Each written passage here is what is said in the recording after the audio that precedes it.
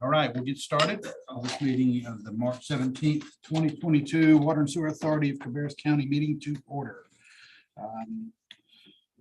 First order of business is unfinished business. Request to approve the minutes from February 17th, 2022. Have a motion to that effect. Motion to approve. Second. A motion, a second. Is there any discussion? All in favor, say aye. Aye. Any opposed? Motion carried. All right, we have a consent agenda. Motion to approve. Motion on the floor to approve. Second. All right, we got a second, Mr. Sales. Any discussion? All in favor, say aye. Aye. Any opposed? All right, motion carries. All right, let's roll into new business. Mr. Tucker, will you take this first item for us? Yes, sir. Chairman, thank you. Board, good evening. First item for your consideration tonight is a resolution that's directed by the Executive Director of the Finance Director to submit a application to the Local Government Commission for the approval of debt. I won't lie to you, there's a lot of moving parts and a lot of big documents. We're on a very lengthy phone call with the LGC tomorrow to go over them. But kind of one of the bureaucratic steps is to actually fill out an application to the LGC. That does the board resolution. Myself with the Executive Director to do it. So that's what's in front of you tonight. This is the required step. It requires you to establish several findings of fact. We do not need a quasi judicial process for that. It is in the resolution. This resolution establishes a not to exceed issuance amount. It determines the legal team as well as the financing team and asks that group to submit the required documentation to the Local Government Commission. Section 4 of the resolution has those findings of fact. And I will point out that the amount listed is 100 million. That is not our desired financing amount, but that just gives us a little room since we've got a little bit of time until we get our hands on the actual GMP. But that gives us a ceiling, a not to exceed amount of 5%. Early indicators are we will come under that 5%. So I am looking for a Any questions? Okay, hearing motion to approve, Mr. Chairman. Okay, got a motion on the floor to approve the resolution. Is there a second? Second. All right, any discussion? All in favor, say aye. Aye. Opposed? Motion carries. the next item. Okay. Roll on.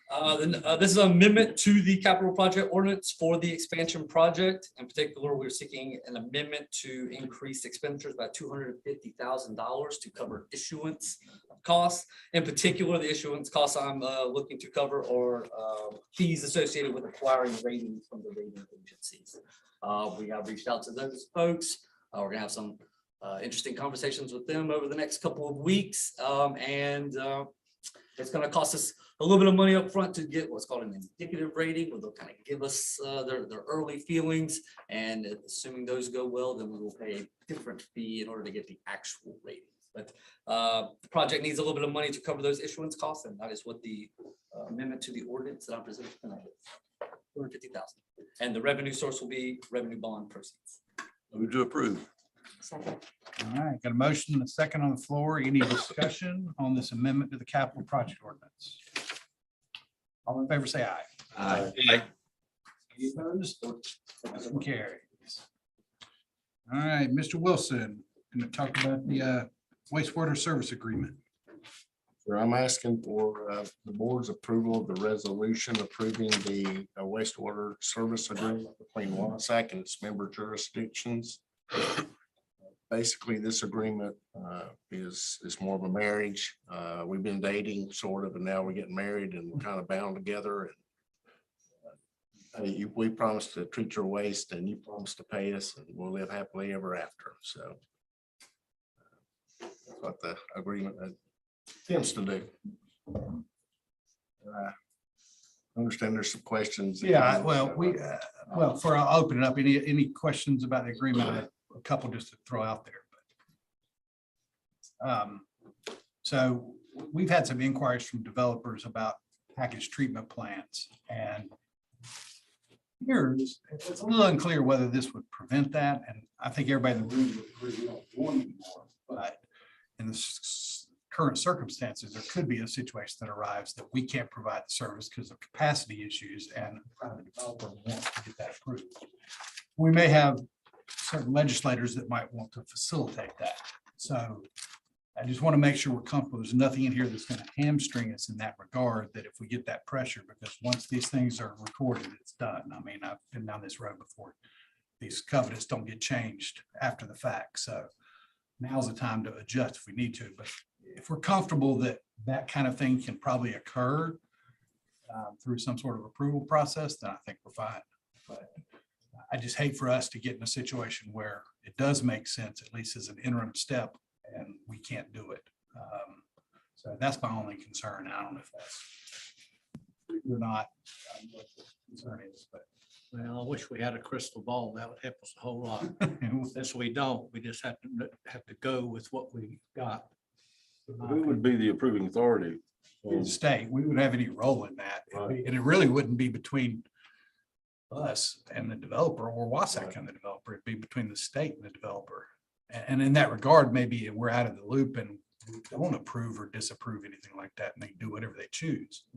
I guess where it might affect WSAC is that if it's likely to be in the same basin, ultimately that basin is going to calculate the total load going into Rocky River. So that's where the impact would be on WSAC. So if you build a packaged waste plant and it didn't treat down to the level you're looking at, then that would have to be added to whatever Rocky River was going to be contributing to the river and do that. So it's not like that a package plant is the absolute solution for anything other than there may be circumstances that are important to all of us to get something done.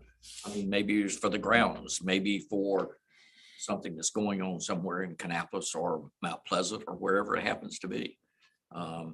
So we're just trying to make sure that the language does include, or at least we have some understanding that it doesn't prevent it from happening. We just had the inquiry Right. from a couple of different developers. So we just want to make sure we, I think the interest in them is going to increase for a variety of reasons. There's some parcels that I think are just going to be difficult to get to any of our treatment plants. And those probably don't affect us as much because they're not going to be really not in sending streams to Rocky River. But it just, it's kind of cyclical, I guess, going back 30, 35 years now when they were so popular. I guess from a, this is a financial document. We're telling the bondholders and the bond purchasers that we're good for the money and we're not going to go off and find other treatment options. I get that.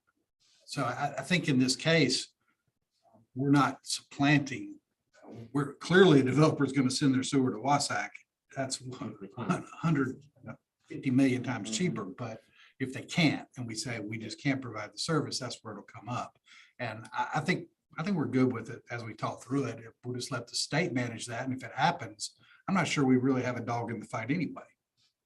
We can say, because we're not facilitating, we're not building the plants. It would be a developer and the state that makes that decision. I mean, pardon me, that was a misstatement. A good example would be Prime, who has said all along that they were talking about creating a treatment program or a treatment facility that would allow them to dump directly into the creek. And if that's the case, are we allowed to get all that approved along the way? And how does that affect, knowing that that creek is tributary to the same basin that we're talking about?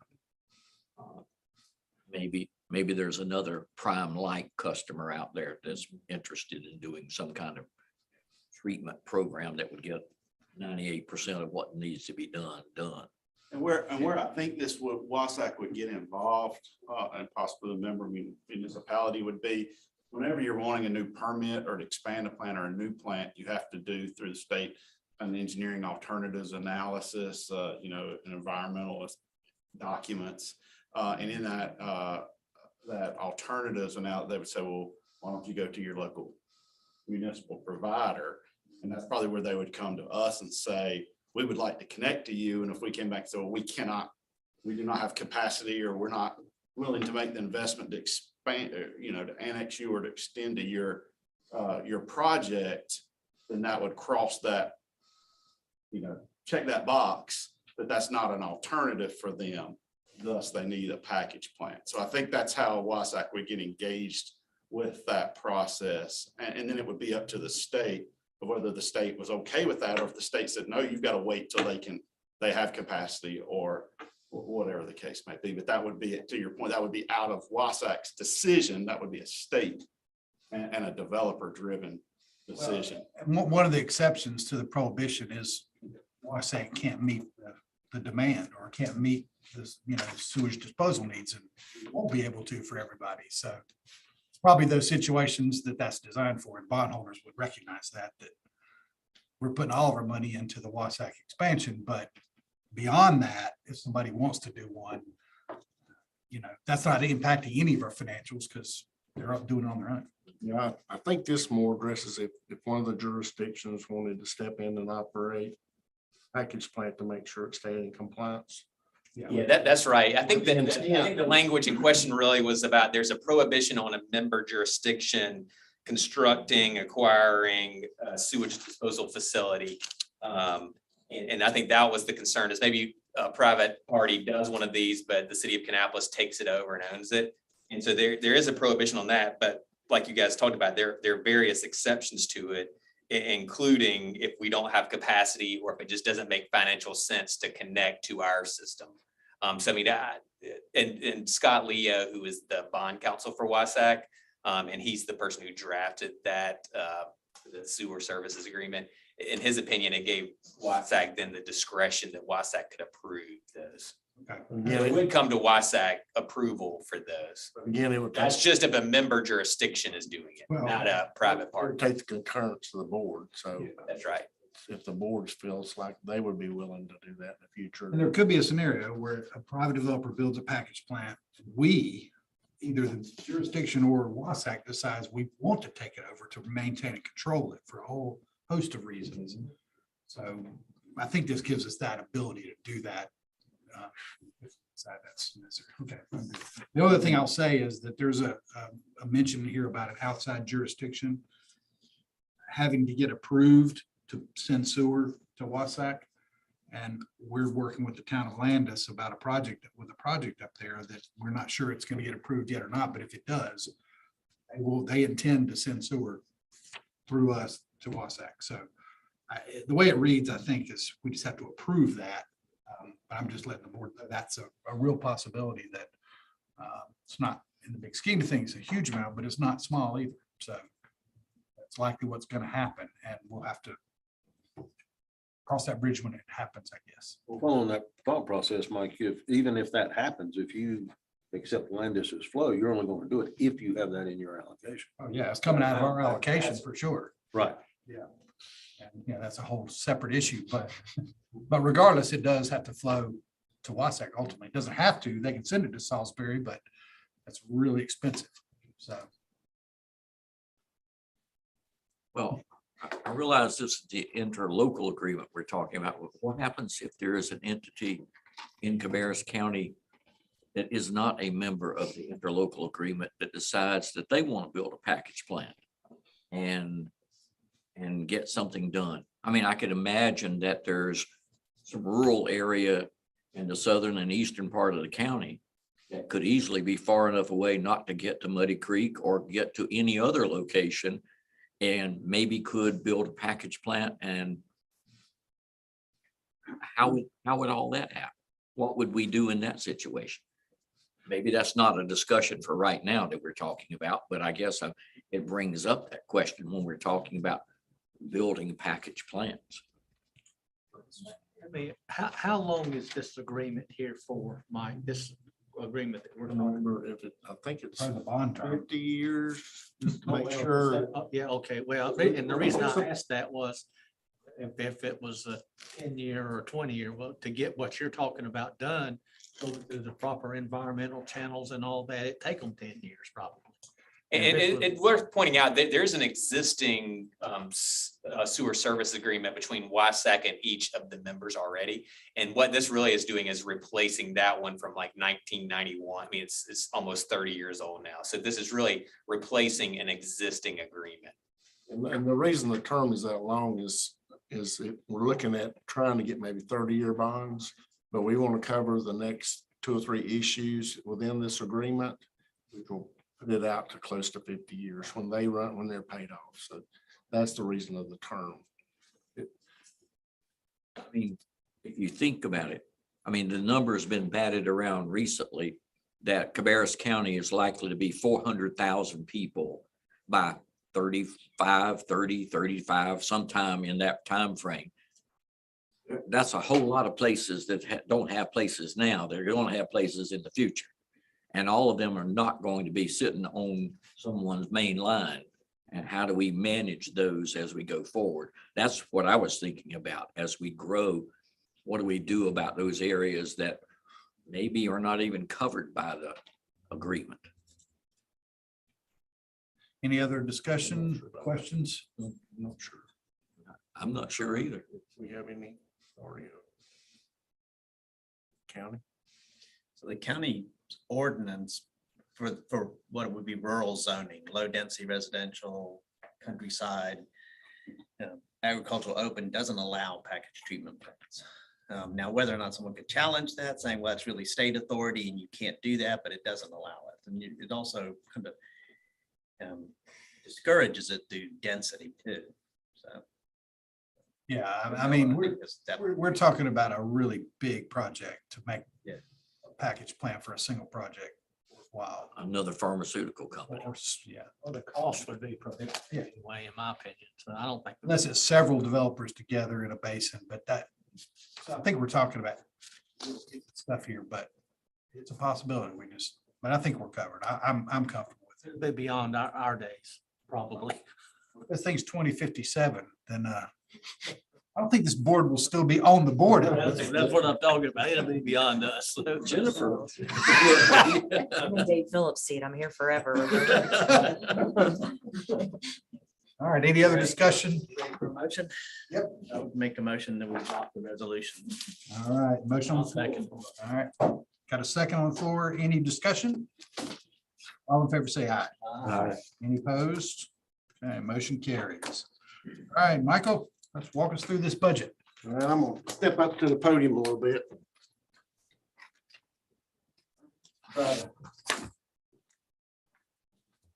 This. I sent out the budget message today. I'm just gonna hit some of the highlights. I'm proposing a 4.7% increase in our rate from 1.563 to 1.636. That's about a 7.3 cents increase in the rate. For 5,000 a gallon a month household, that's about 36 cents a month. Also, the operating fund is increasing by about 21%, primarily for debt service. The prior year was 16.8. We're not raising reserves or retained earnings to cover the budget. And talk about debt service now. We're anticipating issuing about $77 million of revenue bonds in May to cover the plant expansion, and the first interest debt payment next year of $2.9 million is included in the budget. For the next 2 years, it's during the construction period, it's interest only, and then the principal payment starts after that. We're still already anticipating rounding out the lower Cottle Creek Parallel Interceptor with about $8 million revenue bond in the fall of 22. That one's still a maybe. We have, we're going to use $35 million of the ARP monies for that project. And once we get the final bid in, we'll be able to make a determination if we'll issue revenue bond and what amount, or if we can use system development fees or some combination of debt to cover that. Sure. Well, the $2.9 million sounds like an extremely large amount when you just hear it. If you take that amount, the net increase in debt service would Some of the debt getting paid off and some of it decreasing, some of our older debt. We get a net increase of about 2.8 million. If you divide that over the 7 billion gallons of flow, you'll get about a $2 a month charge on 5,000 gallon customers. You look at it that way, it increases in your customers' bills, but it's not an insurmountable amount for the amount of debt we're going to be taking on.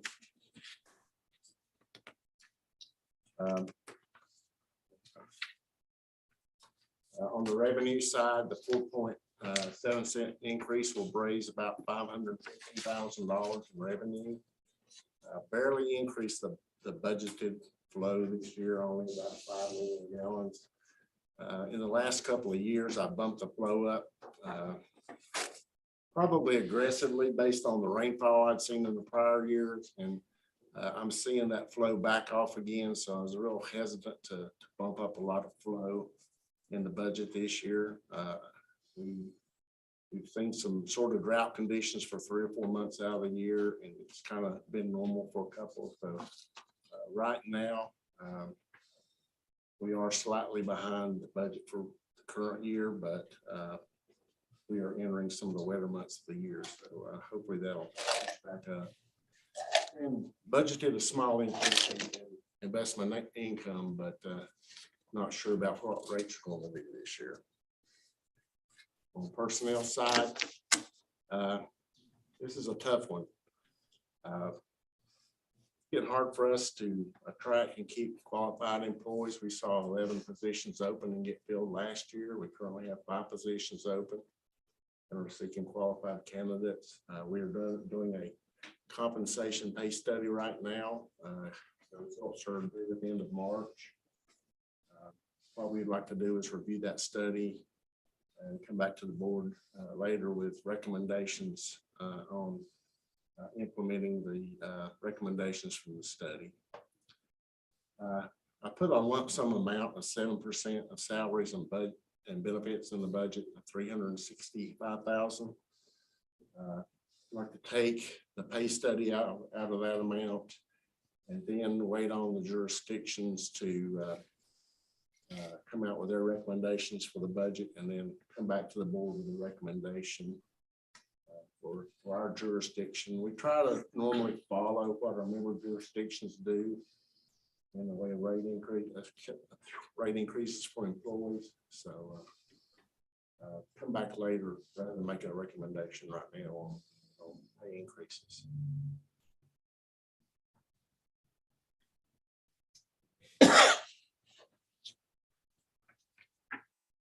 About operating expenses on the next slide a little bit more about the system development fund. I budgeted 3.2 million. All that to go into the retained earnings. We put all the money in the system development fee in there until the board approves a project and then move it out. Tend to be conservative on budgeting that budget. It's pretty variable. We've had some very high years and some low years. So try to be on the safe side of that. And once again, I budgeted 3.2 for the last 3 or 4 years, and we have exceeded it. But we have seen some minor slowdowns in the last few months. So we'll see where that goes. The capital improvement program is part of the budget. We've identified almost $283 million of large capital needs. I sent that out to the board a couple of weeks ago. Hope you've had a chance to look at some of that, think about it. We've also identified another 6 million in small capital needs that you'll see in the repair and replacement schedule that we included in that. And these are our budget highlights. I've already talked about the variable rate increase and the budgeted flows. Down there, the fixed charges are increasing by $2.8 million. Talked about the salary increase already. Other things that are hitting the state requirement, the state retirement system is going through a series of rate increases in the employer contribution to the amounts being held to pay out employee benefits. They've implemented a series of 75 basis point increases that are scheduled. Next year, it's going from 11.35 to 12.10, and it's scheduled to go up again next year, another 75 basis points. And that's about $33,000 of cost. This is early in the year for us to know what's going to happen with health insurance. So based on our broker, we're putting in 7.5% increase as a sort of a placeholder. And once we get the rates, then look at everything, we'll either decide to modify our coverage or accept whatever things that they proposed that year. So I got 74,000 in there for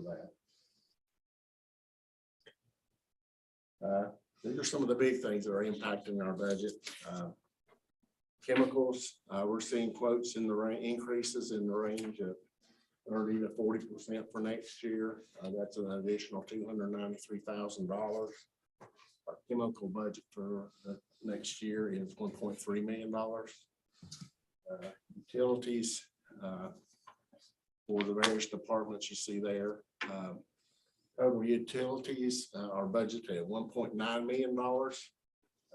We budgeted for slight increases in usage and about a 5% increase in the rates. Motor fuels, that's going to be the tough one. We budgeted about a 60% increase in it to $3.63 and $3.75. And when we were doing this back in January, that seemed like a lot, but now that doesn't seem like that's going to be adequate. But hopefully those prices will drop back down to our budgeted level. And that's about a $52,000 increase. Thomas here has forward some things to strengthen our network. Live monitoring and two-factor authentication to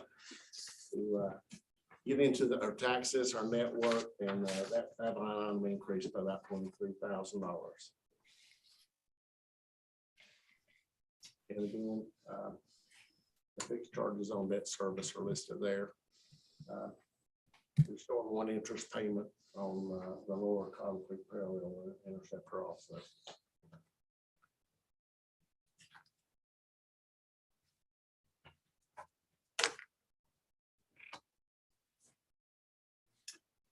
All right.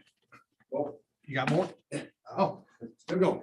Thomas is just slow on the roll. You just blamed him for something. Get that.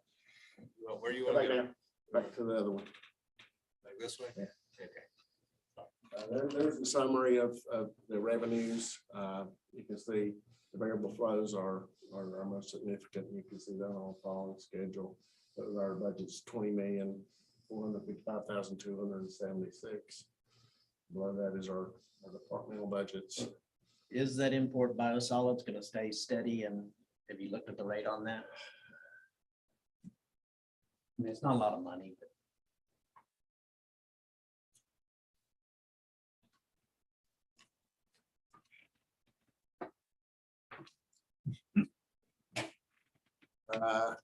So there is some discussion that Rock Hill may be doing some alternative some construction at their plant, and we may lose some or all. We have seen some oddities in their schedule, frequency in which they bring us sludge. The tea leaves are telling us that there's some other things going on in their world. I think they're even looking at dryers for themselves, so they can go back and do land application of some sort. So that landscape's possibly going to look different for us. But right now, they confirm that they're still bringing their wastewater stuff. We're not sure how much longer.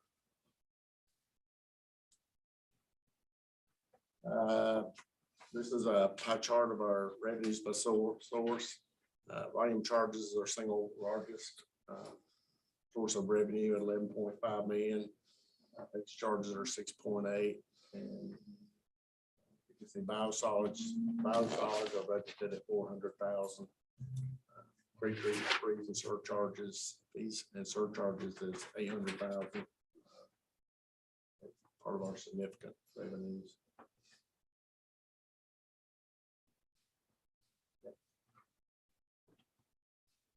Debt service has grown to 28% of our budget, operating budget. 5.8. You can see that Rocky River is our largest at almost 7 million. Biosolids incineration is 1.8. A portion of that would go away if the biosolids import went away, but most of that would remain as we dispose of our own biosolids. You have to substitute fuel at that point, don't you? We're getting We're close. close. We're getting close to being able to run 24/7. Oh. We're not quite there, but we're getting a lot closer than we were 10 years ago when we talked about implementing, or 15 years ago when we talked about. It's safe to say it wouldn't be an every weekend shutdown. It would be like an every third weekend or something like that. So that would not have the impact it would have 10 years ago. What's the biggest driver in our debt service besides the new debt? We have 3 SRF loans that are in the process of being paid off. One gets paid off in this next calendar or fiscal year, and then I think one in the following year, and the third one, the last one is in the following year. Those, how significant are those? Will those ease the pain in the next bond issue? I have the sheet up there. I can talk about it when I go back. Good.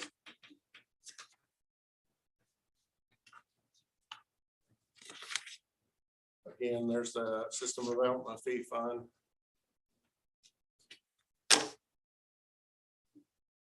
When's the last time we've changed that?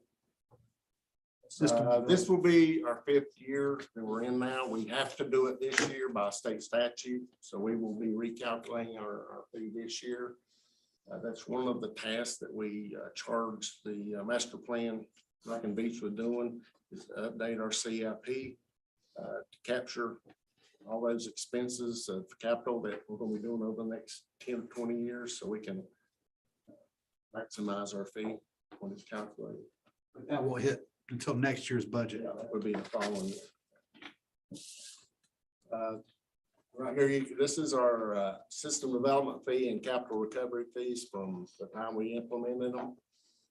See the impact of the recession that we had. It started about 2 years ahead of the 2008 recession. You can see where it's declining.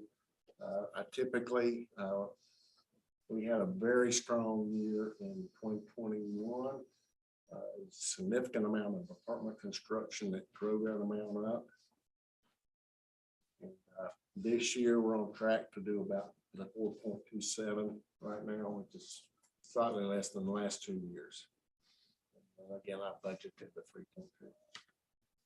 So you have a question, Mr. Henry? I guess sort of chasing after what Mike was headed down toward, maybe not this, but let's see. The 4.7% that you put in the very first slide.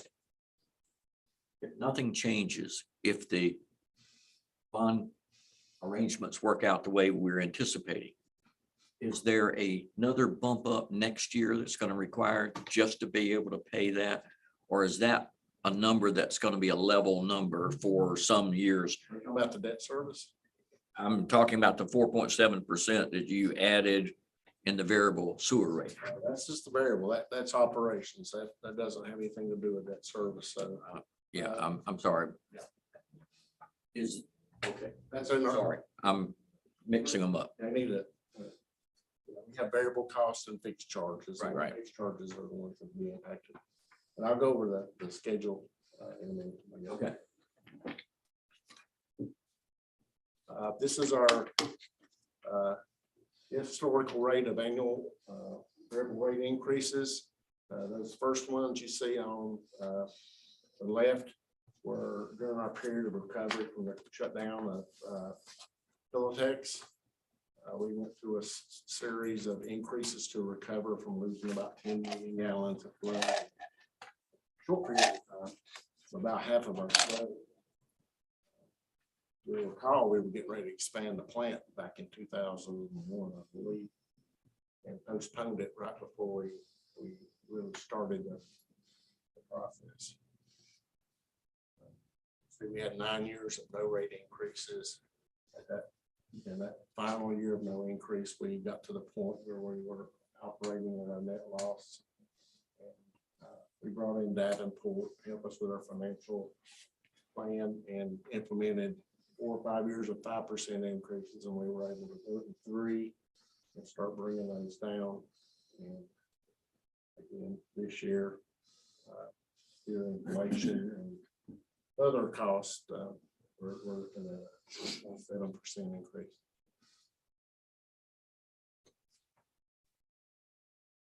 These are our billable flows. You can see in 18, 19, the impacts of weather. Last 2 years are very close. Believe we're going to hit the 7,040 million this year. It's going to be very close. And again, I budgeted a very, very small increase for next year.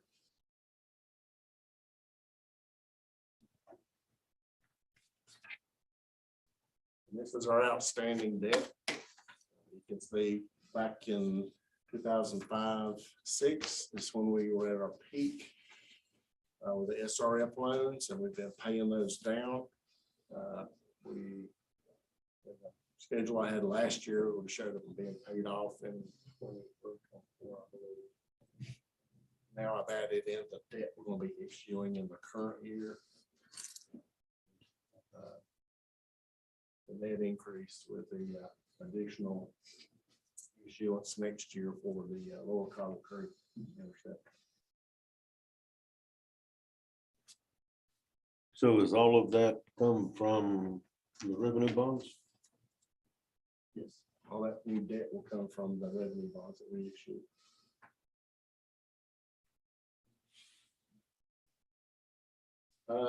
Just pencil that in. I have been able to hold the Lake Howell budget the same for 5 or 6 years. I've had to increase it by $9,275, and that'll be split between Concord and Kannapolis based on those the 82% and the 17%.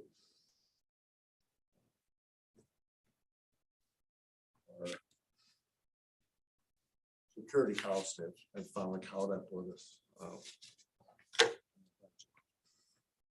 And then again, I think the last page is our CIP, which I sent out earlier, and will be included in the budget. I just wanted to remind the board that we're looking at $282 million to $283 million. Anticipated projects. We did not do a lot of work updating this year. Basically, move some projects forward, but we're going to rely on the master plan update to do a thorough review and update of the timing and need of these projects. You'll see we have the phase 3 plan expansion and the phase 4 plan expansion on there, and also the anticipated Mother Creek plan expansion. And we moved the Back Creek parallel interceptor out to the 27-28 year based on Charlotte Waters request to postpone that project. So is this the place for me to ask the question for?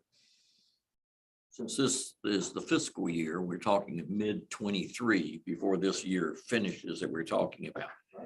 I guess I'm asking Chad, is there any chance that we could move along quickly enough to get this other train that's going to take us from 34 up to some other number, that there will be expenses in this fiscal year that would be incurred to get that next permit work done? You're talking about the move from 30 to 34. No, I'm talking about the move from 34 to whatever it turns out to be. Is there any chance that we will have any expenses in this fiscal year? Because aren't we pushing Diener to let us start that process ASAP? And if we are there any expenses that are going to occur in this fiscal year? The only expenses will be from a permitting standpoint, and that is tied into the master planning process. Okay, That we're going under the river modeling, Yeah. submitting a speculative limit request. All of that is captured within the master planning process that is on the CIP. okay. And we've already appropriated funds. Correct. So that's where those funds and that effort would be funded through, would be that master planning process. They're Black and Beach. And if they said, okay, go ahead, wide open to get this new permit in place, the master planning process has enough dollars in it to take us as far as they'll let us to go? Correct. It has in this dollars. fiscal year? It has dollars in it to us making that, getting speculative limits and making that final submittal of the official, we're requesting the permit package. Okay. And so that would be the final that it would be back into the state's hand for you, waiting for them to issue you a draft permit. I would just hate for us to be pushing the state as hard as we are pushing them and then say, oops, I'm sorry, we didn't think about putting any money in the budget for taking it to the next step if that's what was going to be done. Correct. And that effort, any effort that's done on that part could be budgeted through or funded through the system development fees, because it's offered new capacities and there's monies available within that budget. Should something else come up. I mean, it's correct. I guess the reality is that third expansion is not on the CIP. Correct. Well, we talked about whether to start including any design money towards the very end of it, but then we really didn't know well enough where we were going to go straight design build, progressive design build, how we would do that. And with the master plan being underway and looking at the very end of this 6-year period, we decided just to hold off one more year before trying to Pinpoint that. What it you'd just be throwing a dart at the dartboard, really. I mean, it would be We don't know the amount. an educated guess.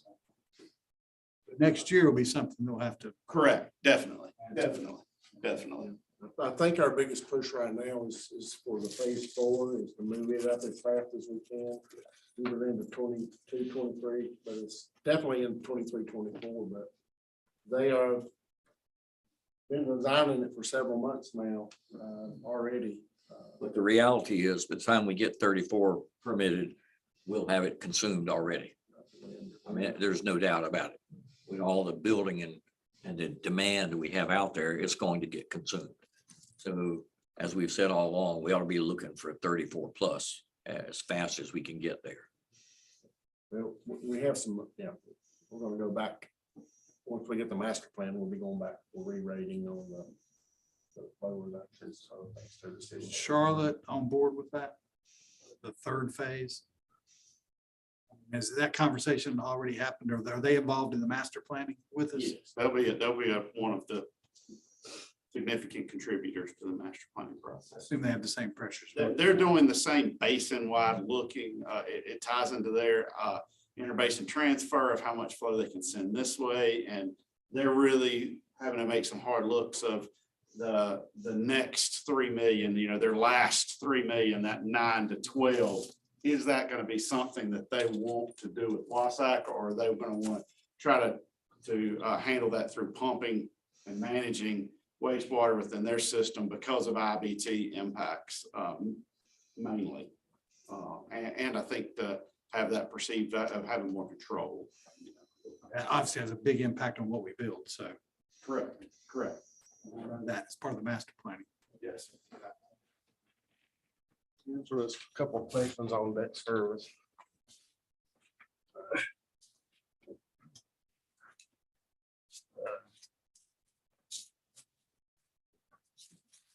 Have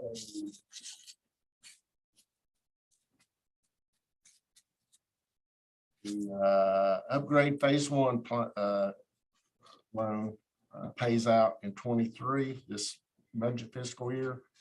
It's $366,000. And 24, we pay out the phase 2 upgrade, and that's 590,000 plus cold water $369,000 paid off. And 25 Back Creek's paid off, the original Back Creek, $165,000. Give you an idea of what the projected debt service is for the next several years.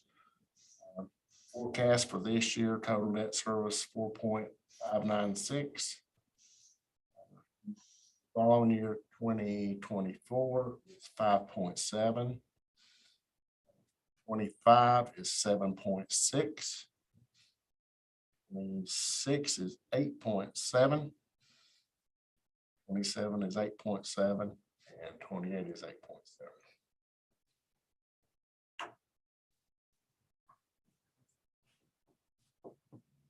Other questions, comments about the budget? We don't anticipate needing any other funding beyond the revenue bonds. I'm talking about maybe going back to SRF funding on any project that we can imagine right now. We're gonna apply for any of the ARP or infrastructure bill monies that we can get a hold of that will help offset some of the borrowing. There are in CIP right now, we're planning on just borrowing those funds. And we're planning on using Muddy Creek, using state system development fees if they're adequate at that time. And again, we really don't know what the cost of construction will be at Muddy Creek in 3 or 4 years.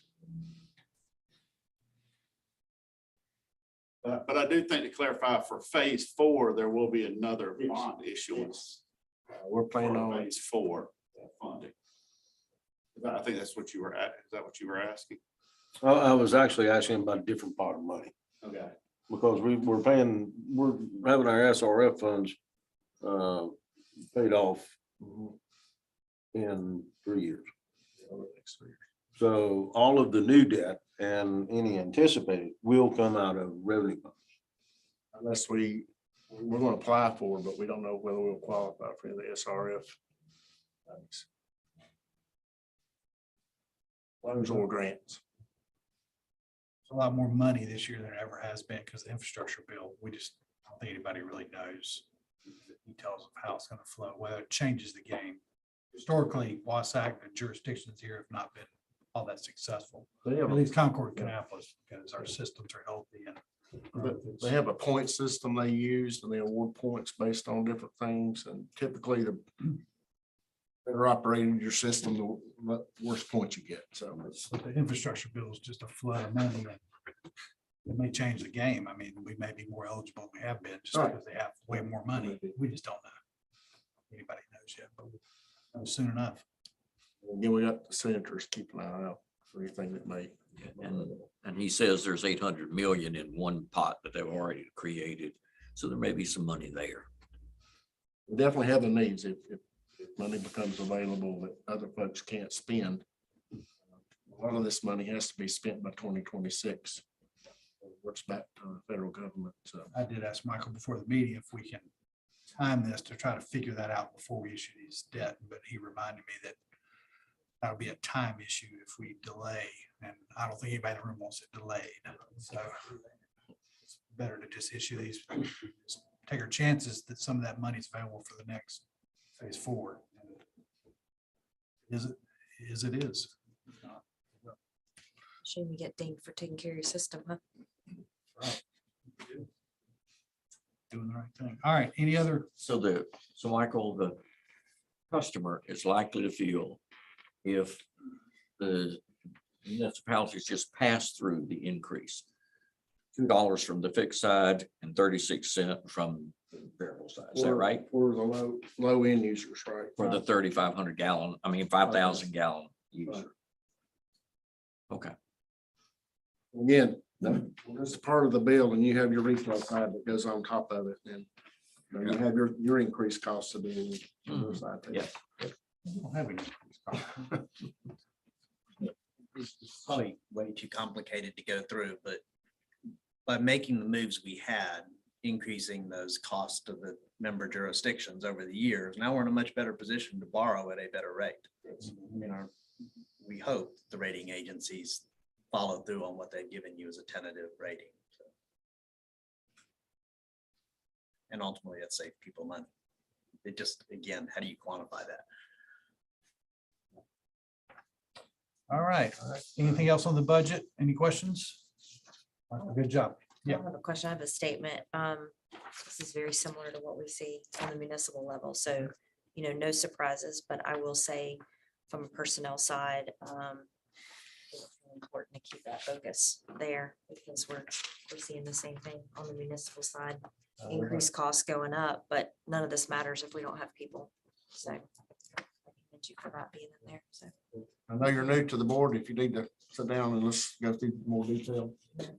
I will be sending out details of the budget. I send out a budget package, which is part of the budget, and then I send out supplemental data, which is budget narratives of the departments, 5 years of actual data and current budget and next year's budget request. And then I send out the line item details. So if you really want to get in there deep, you're welcome to. To that end, is there a desire? We haven't had a separate work session on the budget in several years. I think there's a level of trust in this organization about all this. And but we can, if you want, if anybody has a desire to dive deeper, we can. Either on the budget or the CIP. Yeah. Well, I think so much of it's driven by the capital improvements, which we talk about every month and plus some. I don't hear a burning desire to have any meetings. So I guess the only motion is to set the public hearing for April 21st, 2022. So move. I'll second the motion. A motion and second on the floor. Any discussion about that? Hearing none, all in favor say aye. Any opposed? All right, motion carries. Thank you, Michael. Thank you. All right. Want to talk about the Town of Midlands proposal? Michael and William, going to walk us through that. Sure. And I've also asked Amy Rickers in my office to come tonight. She's familiar to you guys from helping out on the prime matter and some other things. And she did a lot of the research between the last meeting and tonight. So just as a refresher, this was originally discussed at the February 17th meeting, where we kind of outlined the proposal that Michael had received from the Town of Midland. And so we kind of went through that. I'll do a quick rehash of that, just to familiarize everybody back with what we discussed 4 weeks ago. What the Town of Midland is proposing is, one, that they would acquire the water and sewer system in the Town of Midland from the City of Concord. Two, that the town would like to have a non-voting ex officio member placed on the board to attend open and closed sessions of the board meetings until the system is acquired. Three, after the town acquires the water and sewer system from the City of Concord, their ex officio status would be modified to become a full non-voting member of the board. And four, in exchange for this commitment, the town would agree to fund the design of Muddy Creek wastewater treatment plant expansion up to $1 million from the town's ARP funds in 2 payments. First payment of $500,000 will be made upon WSACC making the town an ex officio seat on the board.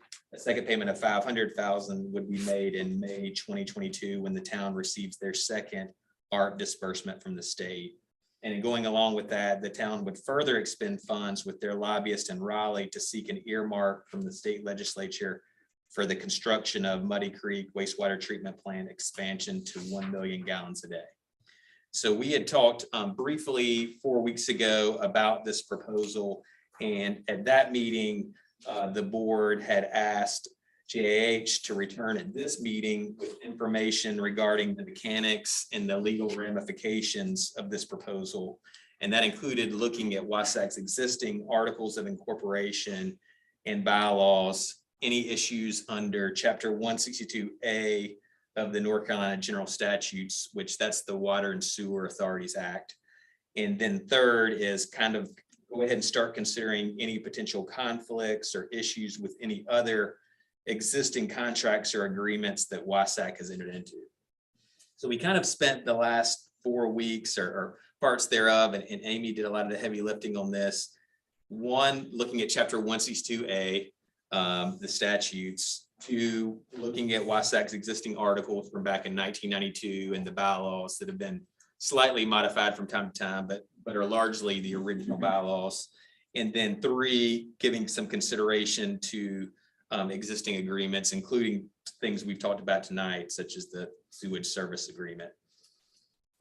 So we do have a pretty good understanding now of how this process would work if we do want to consider adding Midland to become a member jurisdiction of WSAC. But before I even get there, I did want to touch on one thing, which was the non-voting ex officio member of the board.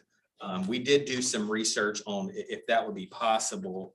And under our current bylaws, there's a specific provision that's a duty to vote that says no director shall be excused from voting except on matters involving consideration of his or her own official conduct or whether his or her financial or personal interests are involved. That's in Article 3, paragraph 7.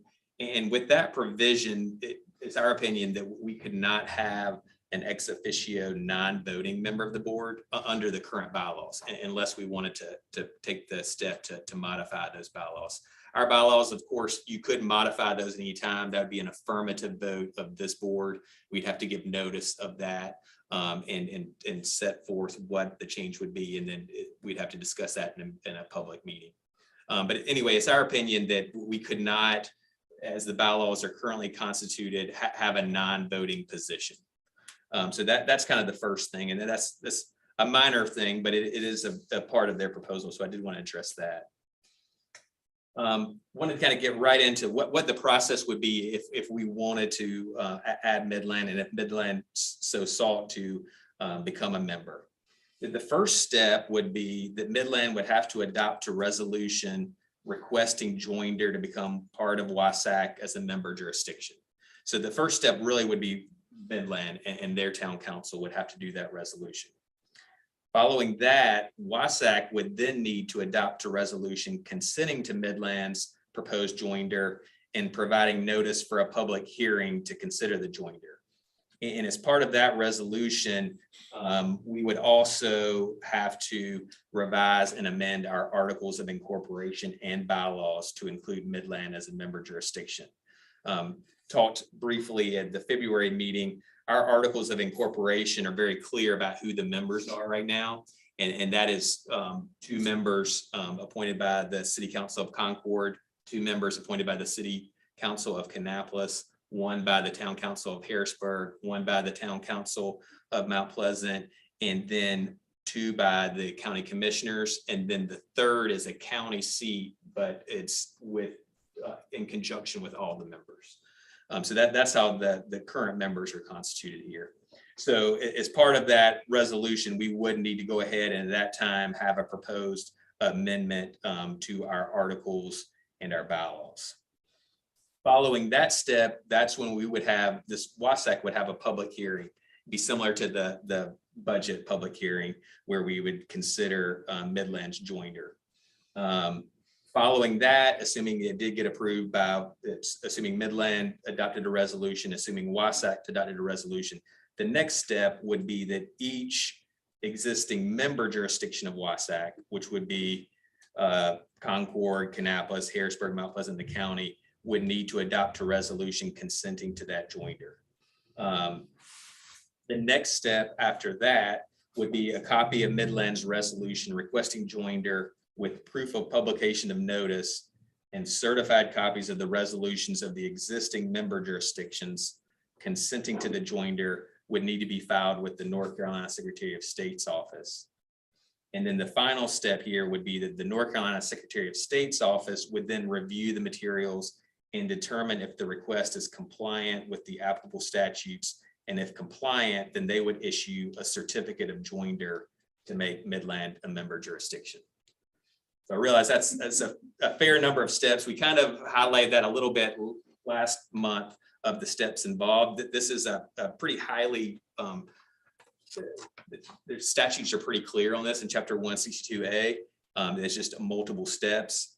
Just for your reference, WSAC did go through this process when it got created.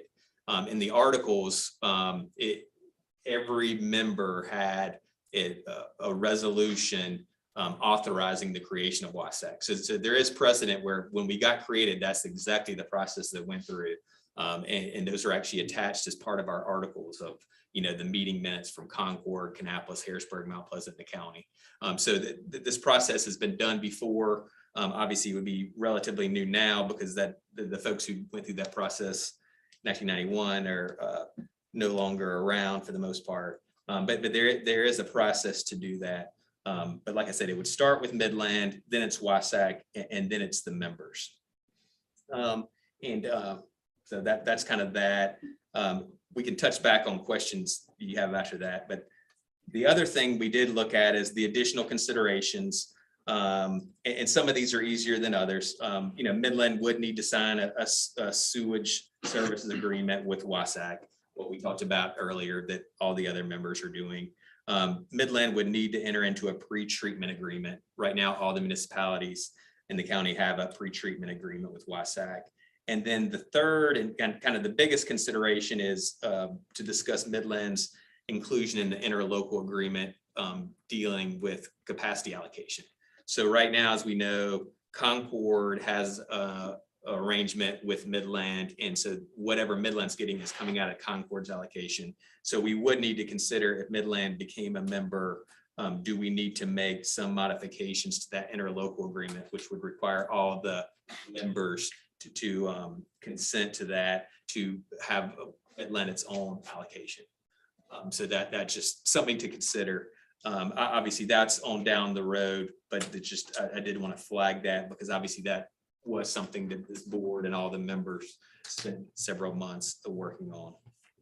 So long way of saying, just like we kind of shared at the last meeting, that that there is a process to this. It is not something that can be done overnight. It is a multi-month process. The statutes, our articles and bylaws do provide the framework for that. So it's just that it has to be in a certain order, and the first order would be Midland adopting a resolution. Can I ask a question? Yeah, and also, Amy, correct me later if I missed anything. Okay. Let's start with if they were accepted and we went through this entire process, there would be 10 members of the board. So we've talked at the last meeting about what does that look like and what does that mean? Obviously, you don't want to wind up in a 5-5 tie on something. You need an odd number of members.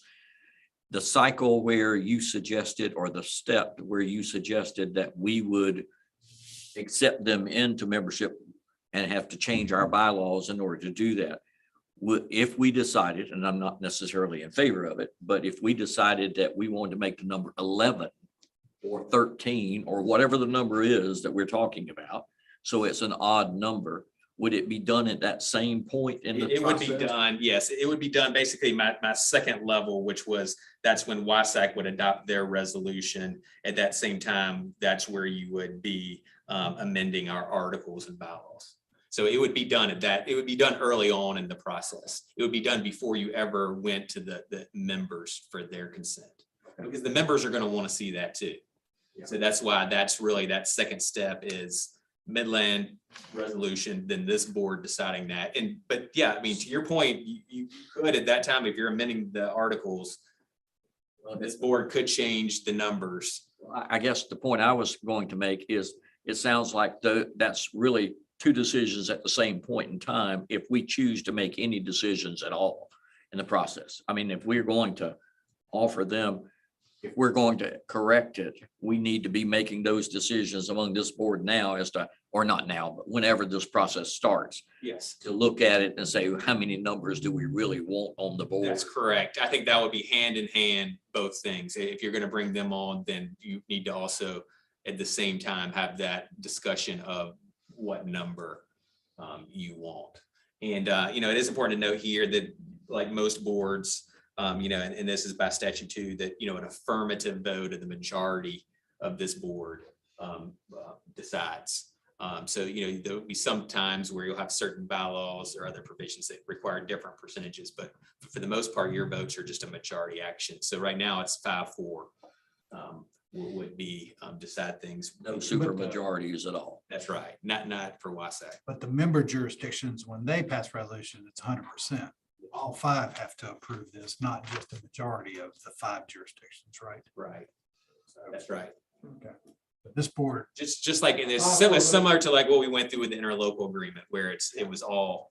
we might have a 5-4 vote to proceed, but that really doesn't matter if. That's right. all Like, five are- Concord could obviously have a 4-3 vote or whatever, but yeah, every member would have to. I think that's right, that every member has to do that. And that's something ultimately the state's going to look at because it does go to the Secretary of State's office and they're going to check all that. And they're going to look at the. One of our elected boards decides they don't want to do this, then the whole thing's dead. Well, that's right. Now, there are provisions in the statutes, we want to make sure we were complying with as far as their right. And one thing that is changing in this, and we recognize this, is their acquisition of the water and sewer system in the town of Midland.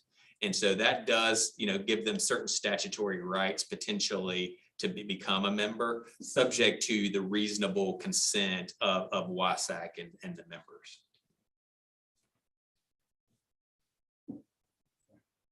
But yeah, we did want to just highlight, obviously, the additional considerations that we'd have to go through, and which is fine. It's just that, we haven't had to go through that before, but we would want to obviously take a look at the 3 I mentioned, but also we would want to talk to Michael and Chad and make sure there are not any other agreements we're not aware of, sometimes unintended consequences. So we would obviously want to go into that. But to me, that's down the road. The first step really would be Midland and then this board making that decision. So if they only decided to purchase a very small piece of what Concord has to offer, not all of what Concord has to offer to them, does just purchasing a small piece of it entitle them to that same right?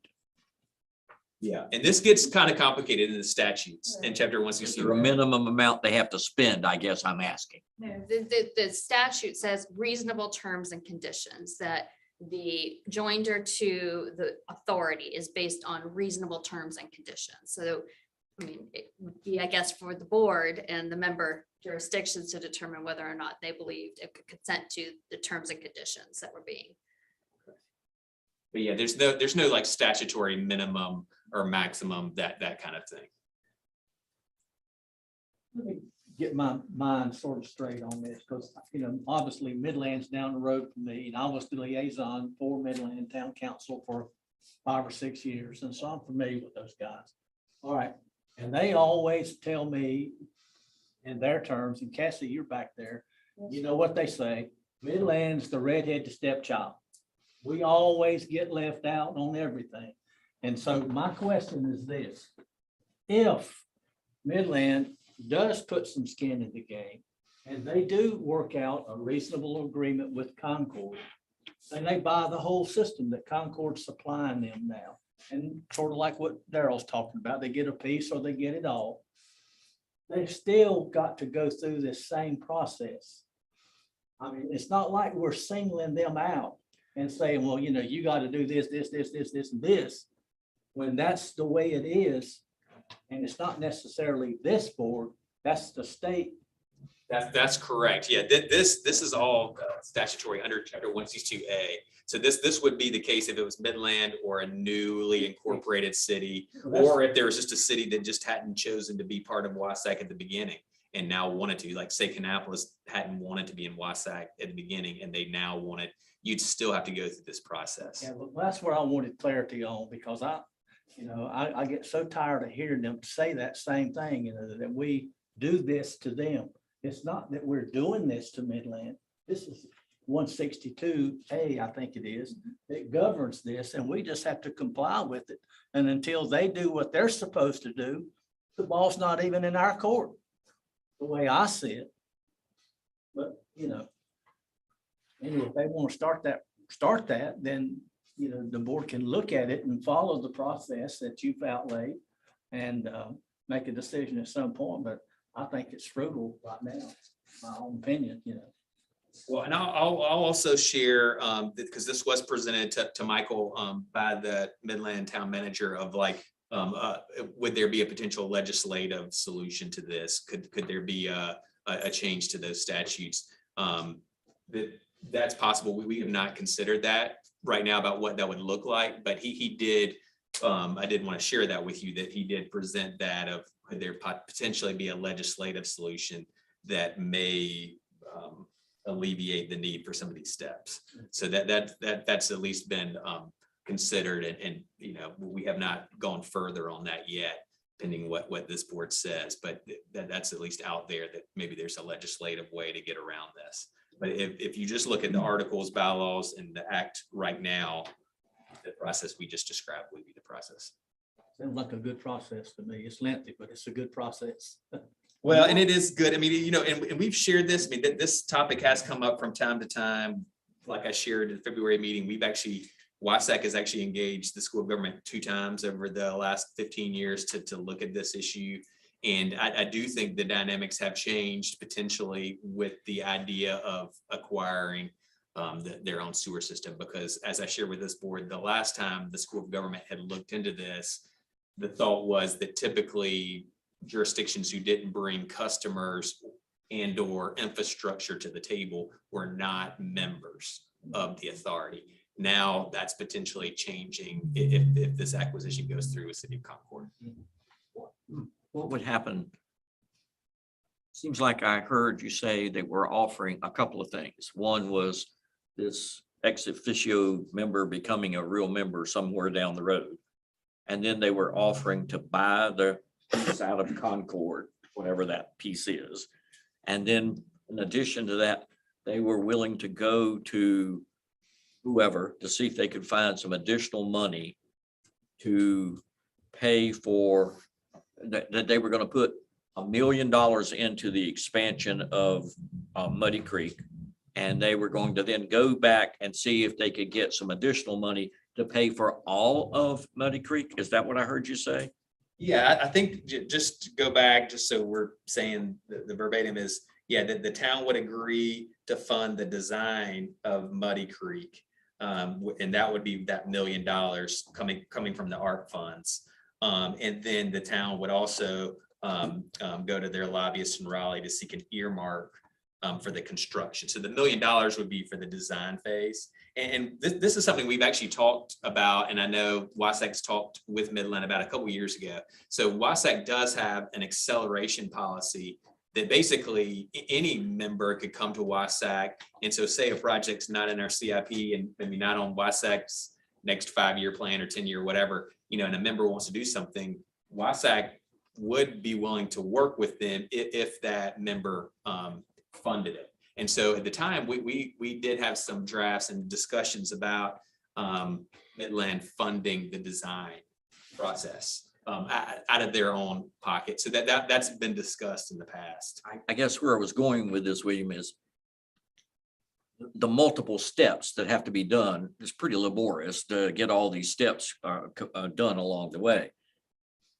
Could this whole process be predicated on the idea that they had to get the full funding for the Muddy Creek project or the Muddy Creek plant, or else none of this would become effective? I mean, could we go through the process with the envisionment that they were going to try to do all this? But what happens if they can't get the money and they can't buy all the? Well, yeah, I mean, and I guess, you know, Chad or Michael, correct me if I'm wrong, but I think the expansion of Muddy Creek, that really would just help Midland. Midland is the only folks who go there. So I'm not sure. I mean, I guess making it contingent on that, I don't, you know, that plan expansion would help Midland.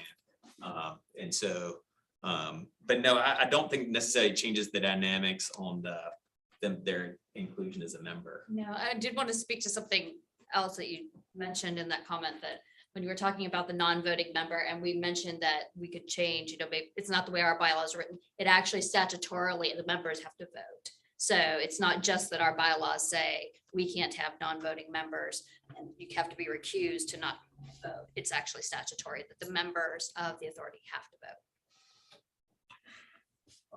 vote. I guess I was just trying to see if the funding just wasn't there and they could not pick up the rest of the tab that's being talked about. And we go through this whole process, could it be a contingent that the process wouldn't be approved? Or is there going to be a final step somewhere along the way that we would hold off on that final step till we could see if that money was available? I mean, yeah, I mean, if you wanted to do that, yes. But I think once you get down, once we go down a certain path, we've had a public hearing on it. I mean, are you just saying at that time saying, okay, we approve it, but it's contingent? Well, here's my concern. If Midland becomes a full-fledged member, we go through the process and they put the $1 million in for the design. As you correctly state, most of the capacity for Muddy Creek is for Midland. So what happens if they can't get the other money? Does that mean we tell them, no, you can't have this capacity because there's no capacity in Muddy Creek to get it? Or what does that mean in terms of the capacity splitting up and the allocation of capacity? If indeed they can't get the money to pay for the expansion that needs to be done, since that expansion is basically for them, does that mean the rest of us are going to have to pick up the cost? It's in the CIP, right? So we're already making the decision, I presume, to no matter what they do to build it. We would be accelerating it. I think that would be the thing with this funding is it is in the CIP, but we would be accelerating the time. So what does accelerating mean? Right. Does that mean is there an adjustment later on that if we're accelerating for them? Well, I think that would honestly be something that would probably be addressed in the interlocal agreement or some agreement like that. 'Cause I mean, I think what you're talking about there is an allocation issue. I'm just looking at, okay. I mean, you raise a good unintended question. I mean, this is all the unintended consequences. Unintended consequences. Right. Suddenly, all of a sudden, the rest of this board has to come up with $3-4 more million to pay for the rest of that plant to be expanded to get done because they couldn't. I'm suggesting they make a very genuine effort to go get the money and they can't get the money. And so then does that mean that the rest of us are going to have to come up with the money? And is that the unintended consequences? I'll go back to the CIP and I get that it's a guide. We haven't approved these projects that we just saw 10, 20 minutes ago, but it's right there. And it doesn't say Midland's paying for it. It says it's WSACC CIP.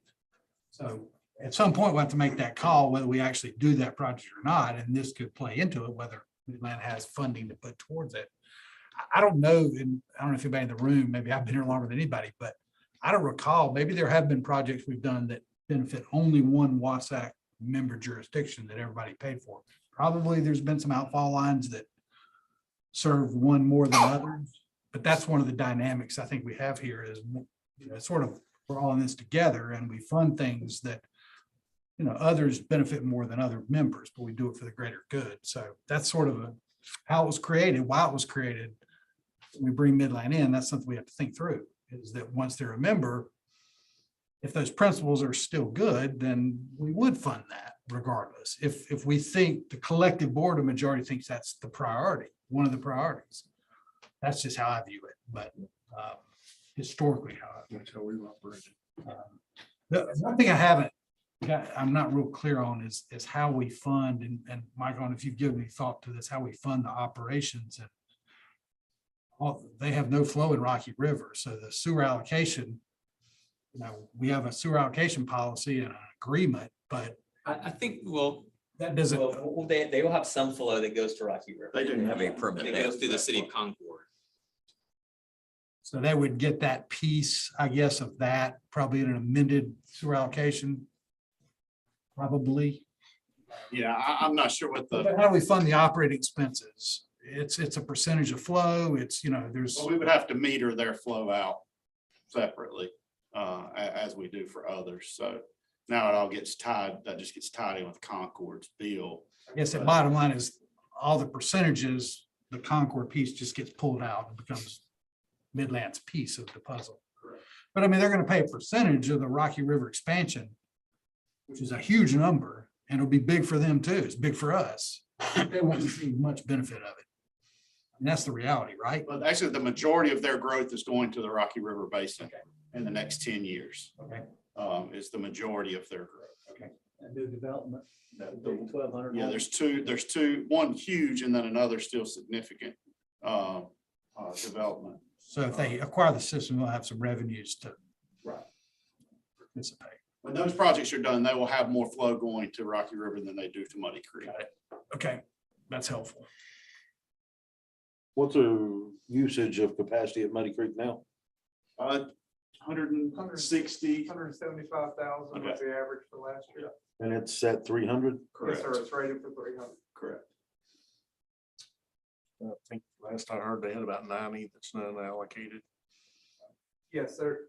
On top of that 1,000. 175, there's another 40 or so that's allocated, but not yet tributary. So they've got 85 to 90 somewhere in there before they would hit 300 on the allocation, when you look at that all together.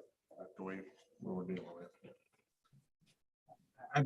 I am hearing somewhat of a consensus that all this seemed, well, I shouldn't say it that way. In my opinion, I think a couple have said this, that this all hinges in my mind on them successfully acquiring the assets from Concord. I think that's a non-starter as far as I'm concerned. Once that happens, totally different ballgame. Until that happens, I don't, they're not in the utility business. This is a utility organization, so. Yeah. And how it was founded. So once that happens, I think then it's a whole new day, in my opinion. And obviously, we haven't been involved in those discussions between the city of Concord and about what the status is of that. I don't want to put Jennifer on the spot, but just, what the time period is for that, how that looks. Also don't know if Midland wants to do that without having an understanding that they would be a member of this. So it could be a bit of a chicken and egg thing. I think that'd be a question for Midland of, or would they move forward with that acquisition without an understanding that they would become a member? I presume we can make some decisions contingent upon certain things. I mean, I think we can have some meetings of the mind some way and document them somehow that understands that sequence of how things. Would you like us, following this meeting, this could be a conversation that JH and maybe Michael have with the town manager, just to get more understanding of where they are in that process? I think that makes sense. Great. I think they need to understand that the whole. Yeah, we can go. Voting Yeah, I mean, I thing think part off of the that would be an update on where they are on their acquisition and then talk through these steps on their end, because my understanding is these are the town manager's proposals. And so they would obviously have to have their town council pass a resolution on this as well. So I think maybe that would be between now and the next meeting. We set that meeting up, and then I can be in position to report back at the next meeting on that. Is there any objection from the board to Michael and William doing that? Sounds good. All right. Any other questions, discussion? Okay, sounds good. Thank you, guys. All right, we got some reports, a report. Yes. I have a very, very good report to give. I can come to you tonight and tell you that construction has started at Rocky River. We've got a couple slides here to go through. First off, work has begun. Crowder's been busy setting up mobile office trailers that will be used during the project by both them and Brown and Caldwell. Materials will begin to arrive. 5-inch electrical conduit, from what I understand, is not available in North and South Carolina unless you come to Rocky River plant. I'm not sure. I think it's been what, 6, 8? Sell it back.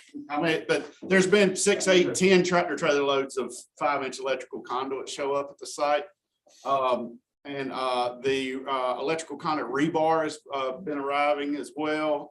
The work has begun by a subcontractor on tying this rebar for the duct bank installations, and all local permits have been received on work for the electrical upgrades, meaning that they can start into excavation and installation as soon as they are ready to. Here's a picture of the trailers that have been installed there just north of this biosolids receiving facility. I think it's 2 triple wide trailers for Crowder and a single wide trailer for Brown and Caldwell as the engineer on site. You can go on to the next one. And they wanted to be next door neighbors to the import facility? Correct. They don't know what it'll be like in the summertime yet, but But the only flat spot. they can find. exactly. It was a flat spot. That nothing was planned to be installed in, so that they didn't have a lot of choice, but here's just a picture of some of the equipment, lay down yard they've got, electrical conduit just stacked. It's hard to really tell from that picture just how much is there and how deep that goes. Going to the next one. This is just a picture of rebar they've begun to tie, their subcontractors begin to tie. And for the next month, they're going to be completing their office trailer setup, continue rebar tying. They're working on their employee parking area. From what I understand, they could be up to, they said 50 cars. 50 cars on a day when we get into heavy construction, summer, fall, winter, and then into next year. So we do have to come up with a pretty substantial place for them to be able to park all those vehicles. Utility locates for preparing the duct bank installation. As you can imagine, you get out there and you get started digging at this plant that's 40 years old. It's hard to go far without finding something in the ground. That's why it's a great feeling to know we have a contractor that we feel confident in their ability to be careful and have our best interest at heart. They're going to begin the duct bank installations with 2 crews. So they are going to have 2 crews on site to begin this work. And they're also going to begin work on pads for pad mounted electrical equipment over the next month. So I'm envisioning coming back next month with pictures of dirt being moved and heavy equipment on site. My plan is, Michael's direction is to update you guys monthly on what we've done in the last month, some pictures of what we've done and what we're doing the next month. It'll be up to the board's direction and kind of the feedback you get from how far in the weeds you want me to go with what they're doing.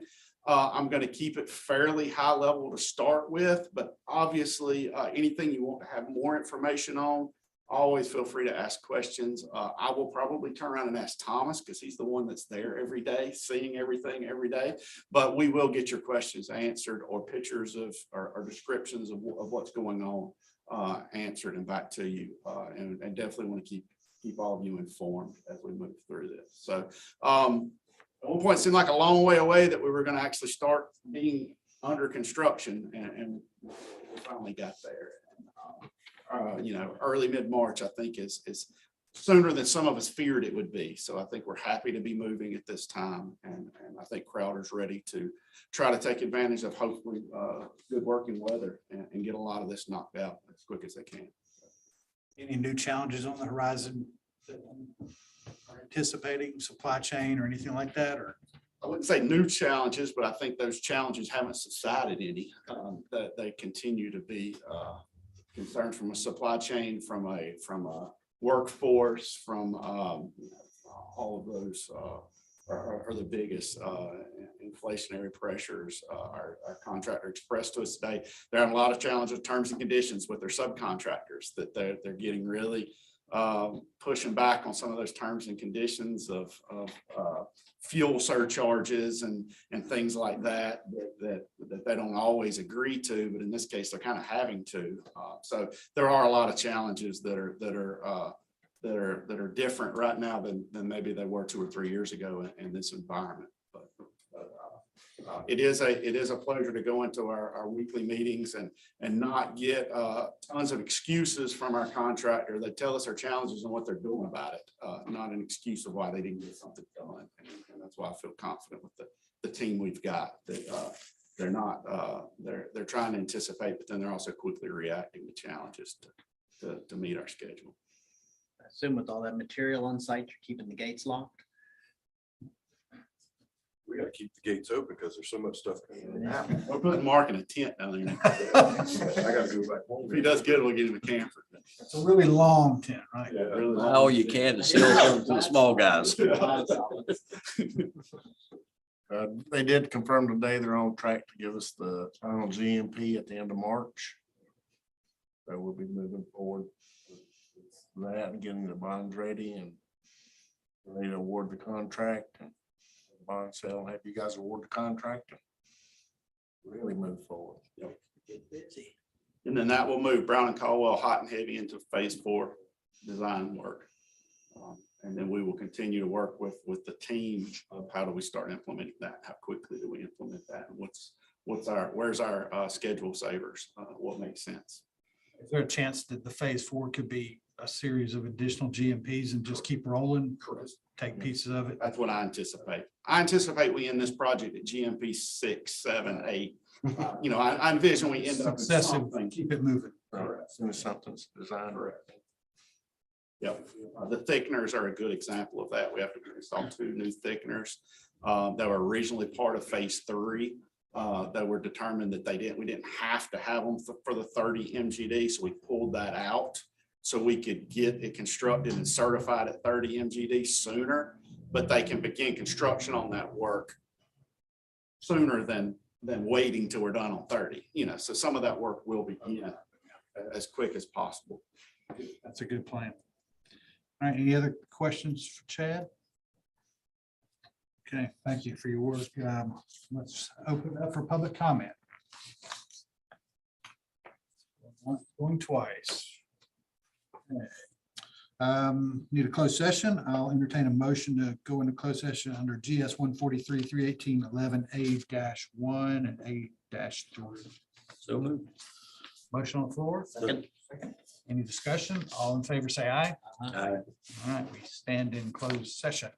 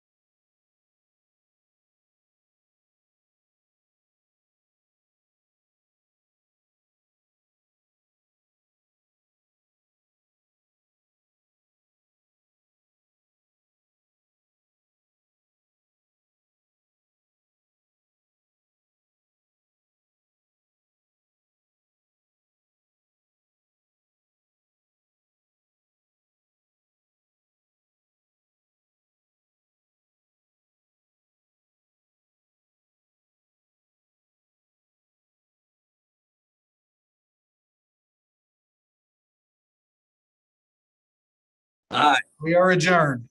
All right.